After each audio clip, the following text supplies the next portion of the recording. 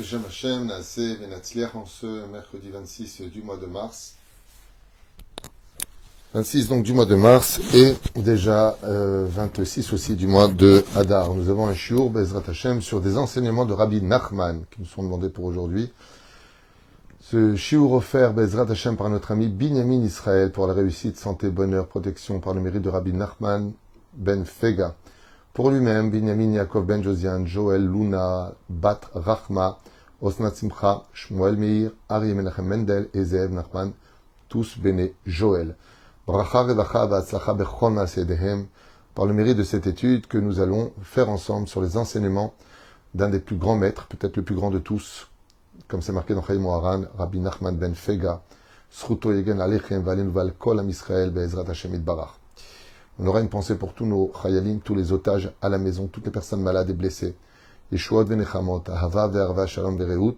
Et on commence tout de suite sans plus tarder. Arba banim dibra Torah. Nous allons parler d'un des passages de l'Agada de Pessah, compilé par Rashi Be'ezrat Hashem, que nous récitons avec bonheur et avec chant, en l'honneur d'Hashem, pour ces 4 personnages caractéristiques des enfants d'Israël qu'on puisse et qu'on doit, d'une certaine façon, ou avoir à table, ou parler, en tout cas, d'eux à table. Echad Chacham, Echad Rasha, Echad Tam, Echad She'eno Yodea Lish'ol. Nous avons un qui est Chacham, investi d'études, de piété. C'est une personne pratiquante, remplie de sagesse, et qui a des réponses, puisqu'il connaît les lois juives. Nous avons le Rasha. Le Rasha qui n'est là que pour manger, qui n'est là que pour critiquer, qui n'est là que pour relever les défis de l'imperfection de chacun de nous. Il vit dans la critique, il est là, il n'en a rien à faire, il n'est pas venu pour Pessah, et encore moins pour l'honneur de Dieu ou raconter les prodiges que Dieu a fait. Il est juste là pour être au centre des choses. Et lui, il voudra se placer à côté du Chacham. Pourquoi ? Il est tellement médiocre qu'il veut briller, se mettre à côté de celui qui est une lumière, pour éclairer un petit peu son obscurité. C'est marrant, c'est aussi la devise des manipulateurs pervers narcissiques, ils adorent se mettre avec des stars, avec des personnes connues. Je le connais, regardez, on a fait une photo ensemble.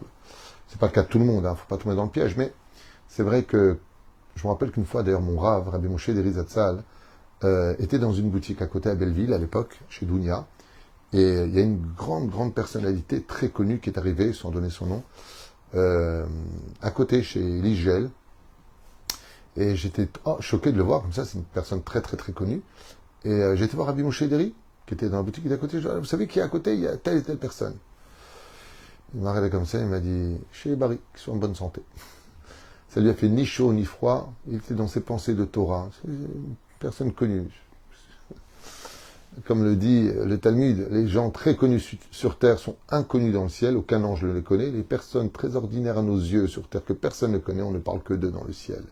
Ce n'est pas ta notoriété sur terre qui fait de toi ton nom, mais ce que tu es, qui fera de toi ton nom. Ainsi donc, nous avons ces 4 caractéristiques. Beaucoup d'explications ont été données sur ces 4 enfants. Celui qui est Chacham, celui qui est Rasha. Et puis, il y a aussi le Tam. Le Tam, c'est celui qui est, selon l'explication simple, intègre. Mais on peut surtout traduire le Tam par celui qui sait s'étonner. Il sait s'étonner des réponses qu'on lui donne. En tout cas, il sait les écouter. Donc, lui aussi est à table. Et puis, il y a celui qui n'est pas Rasha forcément, mais il est tellement loin qu'il ne se pose plus de questions. Et à partir du moment où on ne se pose plus de questions dans sa vie, c'est que quelque part, on n'entend plus de réponse. Et si on n'attend plus de réponse, on n'a pas de raison de faire teshuva. Ainsi donc, ces 4 caractéristiques sont définies parce qu'elles font partie de l'ensemble du peuple d'Israël. Nous avons des Talmidei Chachamim, nous avons malheureusement aussi des fois des Rechaïm, nous avons des personnes qui n'ont pas de problème d'aller écouter un cours, mais sans plus. Et puis nous avons celui qui ne s'est même pas posé de questions sur dis-moi, tu fais pas encore Shabbat? Non, je me pose pas la question de manger kasher, qu'est-ce qu'être un juif réellement? Je vis ma vie, je vis endormi, un peu comme un zombie, alors que j'ai un cerveau et que je vais me poser les bonnes questions avant qu'on me rappelle par la violence que je suis juif et que je me suis engagé au Har Sinaï à respecter la Torah et ses mitzvot. N'attends pas qu'on vienne te le rappeler. Rabbeinu écrit et nous explique. L'Agada de Pessah vient nous rapporter ces 4 caractéristiques d'enfants. Echad Chacham, Echad Rasha, Echad Tam, On a déjà expliqué. Shoalim Farshim, nos sages de mémoire bénite expliqués, ils disent Madwa Shina Ba'alagada à Seder Rabbanim. Pourquoi est-ce que l'ordre des enfants n'est-il pas dans l'ordre? C'est-à-dire, Aracha Yatzach Liot Basof. Il est évident que dans l'ordre chronologique, on aurait dû dire du meilleur au pire. C'est-à-dire le Chacham, le Tam, celui qui ne s'est pas posé de questions, et le Racha. Donc du meilleur au pire. Mais là, qu'est-ce qu'on a? On a le meilleur, le pire, et les deux autres. Pourquoi donc l'ordre est-il inversé? C'est ce que pose la question. Et en plus, Sharei Aracha Yatzach Liot Basof. Il aurait dû être à la fin. Umadua Ismich Baal Agada et Aracha et Chacham. Et pourquoi on retrouverait dans la Gada de Pessah, ok, que le rachat de par lui-même veut s'asseoir là où il y a de la lumière. Ok, les mouches aussi aiment la lumière. Mais pourquoi dans la Gada, nous on respecte cet ordre? On aurait pu dire que le rachat veut toujours être à côté de celui qui est la star, celui qui brille, celui qui a des réponses. Mais nous on aurait pu dire, t'as voulu y être, malgré tout on va te mettre à la fin. Pourquoi est-ce qu'on a laissé les choses telles quelles? C'est la question de Rabbeinu. Rames Gadol Ramzal Anoua Agada Abazé. Il y a beaucoup à apprendre en allusion sur ce verset-là. En réalité, car, dit Rabbi Nachman, comme on est au Seder de Pessah, qui va malgré tout manger de la matzah, et que la matzah inclut de la foi pour celui qui le mange, c'est-à-dire que ça réavive la Emouna, on a trouvé donc Nachon, on a trouvé donc justifié pourquoi le rachat est assis à côté du Chacham. Parce qu'il a besoin d'aide. Parce que s'il est venu malgré tout à la table de Pessah, c'est que dans le ciel, il a un mérite. Des fois, il y a des gens qui ne viennent pas à la table de Pessah. Ouais, moi, ça me saoule, je m'en fous de Pessah. La réalité, c'est pas que tu t'en fiches. C'est que tu n'as même pas le mérite d'être invité à la table de Pessah. Dans le ciel, on dit celui-là, on va le laisser pour élever un Abizachol et Tov. On ne laissera personne. Mais c'est lui qu'on va laisser. La reine dira Ben. Pourquoi est-ce qu'on l'assoit d'Afka à côté du rachat? Le Chacham, pourquoi il est assis à côté de lui? Ou est-ce que c'est le rachat qui est assis à côté du Chacham? Très bonne question. Réponse de Rabbeinu, car pour faire teshuva, il aura besoin d'aide. Le fait de se trouver à côté d'une lumière lui donnera peut-être envie de changer. Car l'émanation qui se dégage d'une personne pieuse nettoie comme un karcher autour de la personne les influences négatives qui sont autour de lui. Et d'où il va recevoir cette aide? Mais à Ben Chacham, de la personne qui est tzaddik. Car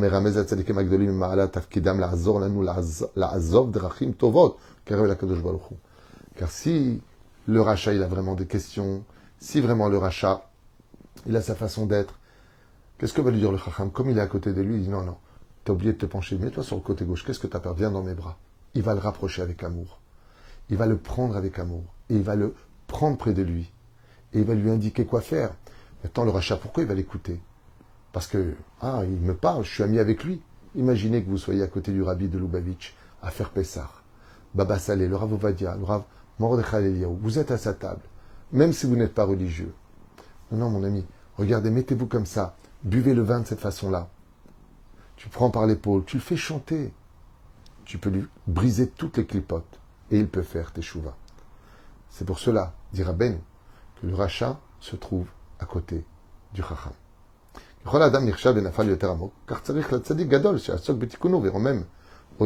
Car quand une personne descend extrêmement, on est dans l'écoute Moharan Torah Lamed, donc à partir du moment où une personne descend tellement bas, il faut le tzaddik ador, il faut qu'une personne très pieuse soit justement à côté du loup prat, badorot alalou, surtout dans ces générations-là, Sha'over alenu, ensfor mashberim begalim, où chacun de nous passons par telles dépressions, telles difficultés, tel manque d'insécurité, on a tellement de ras-le-bol en nous, à plus forte raison de tout faire pour se retrouver à la table d'un tzaddik.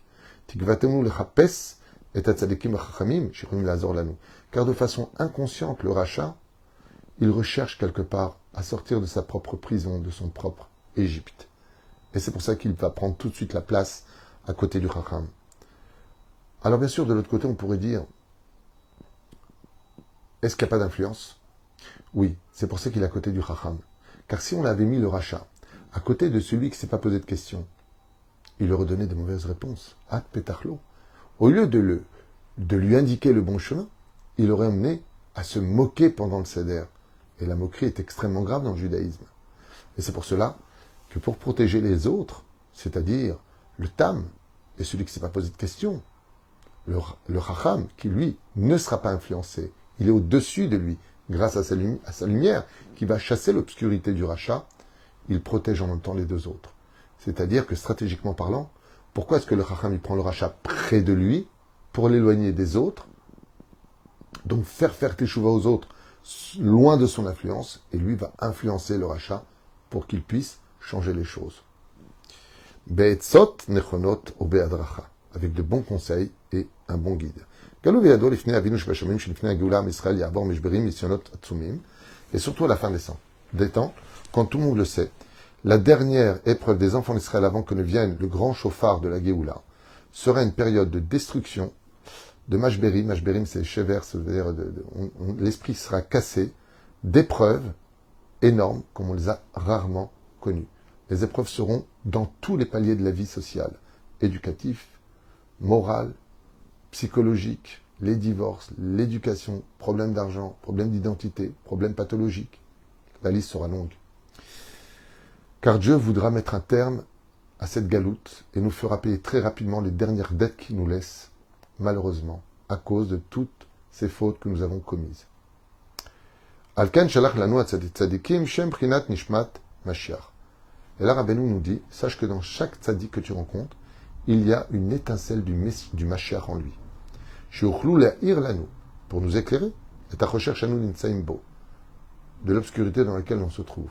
D'où l'importance pour Rabbi Nachman de s'attacher au tzadik, d'avoir un rave.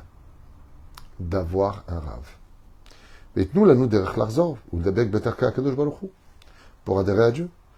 Al-Ede, Shanu, Mitkashrim, Matzadikim, Amitim. Et le fait d'adhérer, Bezrat Hashem, par ce biais-là, au tzadik emet, c'est-à-dire à des personnes qui sont intègres, donc des vrais tzadikim, ce sont des gens qui aiment tous les juifs, même s'ils ne pensent pas comme lui, même s'ils ont un autre chapeau que lui, même s'ils sont d'une autre tendance que lui. Un vrai tzadik, contrairement à certaines choses qui se passent dans notre génération, au nom de Rabbi Nachman, ou du Rabbi, ou du Rav Kook, ou du Rav Ovadia, ou du Rav je sais pas qui, pas quoi, on se permet de dénigrer les autres. Shem Shmor. On a le droit de pas être d'accord, mais ça ne t'empêche pas de l'aimer. לומדים בספריהם, ומשתדלים לקיים את העצות, אנחנו מתחברים ונכללים בצדיק. ובא בספרים הקדושים שאור נשמת הצדיק מאירה בנו בעוזרת, לנו לחזור בתשובה ונקל את הכל. Et seul un vrai tzaddik dans ce monde, qui est empreint d'une grande sagesse, et qui a des réponses à donner, qui a du respect. On voit que le Chacham, il lui dit, Ket Shenav. Le rachat, il vient, il dit, Ma vodazot lachem, lachem elolo, le fichot c'est atzmo milaklal, kafar baikar, la gadat pesach, le rachat, il n'arrête pas de casser les pieds. Et on dit en bon tunisien que le Chacham, qu'est-ce qu'il lui dit? Haket Shenav, agace-lui les dents. Qu'est-ce qu'il lui dit? Mange. Quand le rachat, il parle pour rien dire ou qu'il critique, on lui dit, mange. Pourquoi? Parce que dans la nourriture de Pessah, le Créateur du monde met une espèce d'épice qui réavive, surtout si c'est des msor, qui réavive la neshama à vivre Pessah. Pessah se vit au niveau de l'esprit, de la parole et des gestes. On doit vivre Pessah, comme si que toi-même tu sortais du pays d'Égypte. Et si tu n'as pas de bonnes paroles qui sortent de ta bouche, alors au moins tais-toi et agace tes dents, ça veut dire mâche ta nourriture, mâche bien ta matzah. Apparemment, tu manques encore d'émouna. Quand on a une personne, chers amis, qui est brillante, quand on fréquente une personne qui est tzaddik, qui a tellement de connaissances, on a envie de se poser une question. Qu'est-ce que tu as vu que je n'ai pas vu? Qu'est-ce que tu as compris que je n'ai pas encore compris? Pourquoi toi qui es si investi de Torah et de mitzvot, toi qui es si intelligent, pourquoi tu restes religieux? Si toi tu es religieux, c'est qu'il existe une vérité que je n'ai pas encore eu le mérite de découvrir. C'est ça le Kiddush Hashem du Tzaddik. Quand on rencontre une personne aussi impressionnante que le Rabbi de Lubavitch, que le Rav Ovadia Yosef, le Rav Shtem, le Rav Kanievski, chaque question dans les problèmes de santé, de sécurité, parnassa, zivug, on va voir les grands. Quand on voit des gens aussi grandioses qu'eux, et dès qu'ils ont une seconde, sauf, qu'est-ce qu'ils font? Ils tournent la lecture de la Torah. Ils ouvrent les livres, ils étudient. Ils n'ont pas besoin de nous dire va étudier la Torah. C'est qu'on se rend compte que grâce à cette étude, ils ont des réponses à toutes nos questions, que nous, on a obligé de s'inventer des plaisirs pour se donner une joie de vivre, tandis que eux, sur une chaise, avec un stander et un livre, ils atteignent des niveaux de joie que rien ne pourra jamais les retirer de cela. C'est ça le Chacham, c'est de le voir être capable de manger les quantités, de boire ce vin sur le côté gauche, de donner des réponses, de poser des questions. On dit mais waouh, j'aimerais bien toi moi aussi. Alors deviens. Toi aussi tu peux être plus grand que celui qui était à côté de toi. Pas en prenant sa place, pas en te faisant passer pour lui, en acceptant de comprendre qu'aujourd'hui tu es rachat pour devenir demain. Ou l'an prochain, sur la table de Pessah, le futur Chacham. Baruch Adonai L'Olam, Amen ve Amen.